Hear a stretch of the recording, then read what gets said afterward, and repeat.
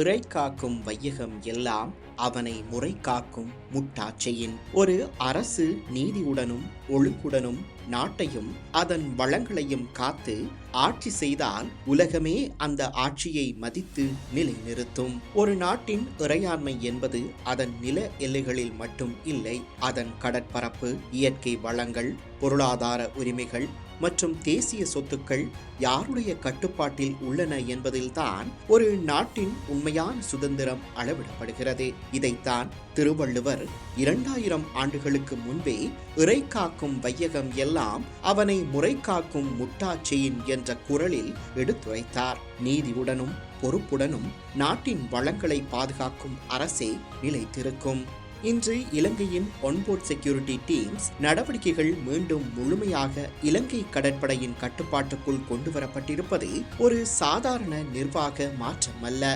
பல ஆண்டுகளாக தனியார் ஆதிக்கத்தில் இருந்த ஒரு தேசிய வளத்தை மீண்டும் மக்களின் உரிமைக்குள் கொண்டு வந்த பொருளாதார மற்றும் அரசியல் திருப்பு முனையாகும்.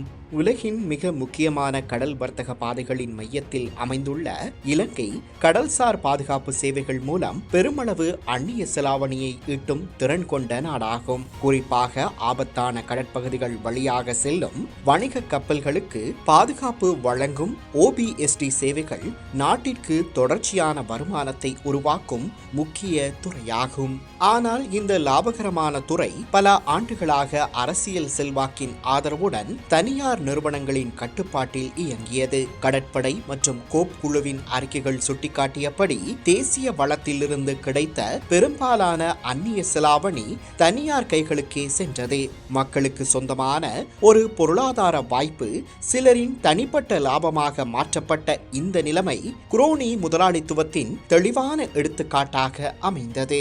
இந்த பின்னணியில் ஜனாதிபதி அனுரகுமார திசாநாயக்க தலைமையிலான அரசாங்கம் 2025 ஆண்டு அக்டோபர் 3 முதல் அனைத்து OBST நடவடிக்கைகளையும் நேரடியாக இலங்கை கடற்படையின் பொறுப்புக்குள் கொண்டு வந்தது. அதன் பின்னர் 2025 அக்டோபர் முதல் 2026 ஜூலை 27 வரை நடைபெற்ற 1336 நடவடிக்கைகள் மூலம் 719 மில்லியன் ரூபாய் அரசின் திரட்டு நிதிக்கு நேரடியாக கிடைத்துள்ளது. இந்த தகவலை பாராளுமன்ற உறுப்பினர் டாக்டர் நஜித் இந்திக தனது சமூக வலைதளத்தில் வெளியிட்டதுடன் முன்னர் இந்த நடவடிக்கைகளை முன்னெடுத்த தனியார் நிறுவனம் அவன்கார்ட் என்பதையும் குறிப்பிட்டிருந்தார்.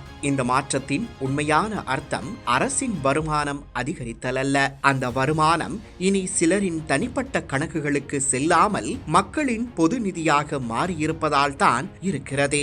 அந்த பணம் கல்வி, சுகாதாரம், பொது போக்குவரத்து, உட்கட்டமைப்பு மற்றும் மக்களின் வாழ்க்கை தரத்தை உயர்த்தும் அபிவிருத்தி திட்டங்களுக்காக பயன்படுத்தப்படும் போதுதான் ஒரு தேசிய வளம் தனது உண்மையான நோக்கத்தை அடைகிறது.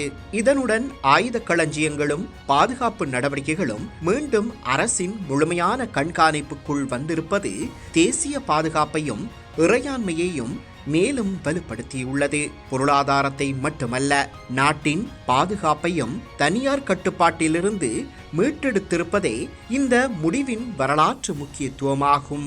719 மில்லியன் ரூபாய் என்பது வெறும் வருமான கணக்கல்ல. தேசிய வளங்கள் மீதான மக்களின் உரிமை மீண்டும் உறுதிப்படுத்தப்பட்டதற்கான அடையாளம்.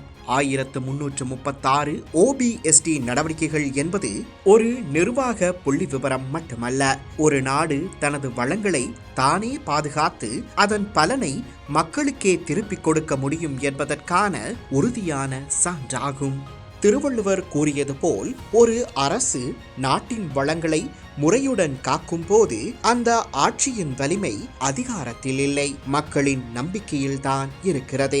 தேசிய வளங்கள் சிலரின் லாபத்திற்காக அல்ல, முழு நாட்டின் எதிர்காலத்திற்காக பாதுகாக்கப்பட வேண்டும். அந்த உயரிய பொறுப்பை நடைமுறையில் நிரூபிக்கும் ஆட்சியே வரலாற்றில் நல்லாட்சியின் உண்மையான அடையாளமாக நிலைத்திருக்கும்.